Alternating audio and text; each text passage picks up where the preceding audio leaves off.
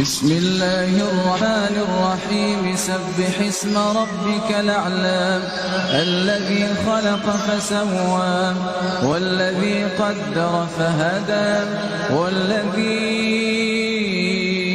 أخرج المرعى فجعله غثاء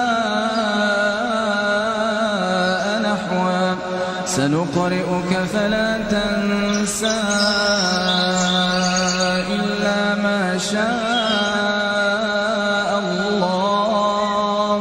إنه يعلم الجهر وما يخفى ونيسرك لليسرى فذكر النفعة الذكرى سيذكر من يخشى ويتجنبها الأشقى الذي يصلى النار الكبرى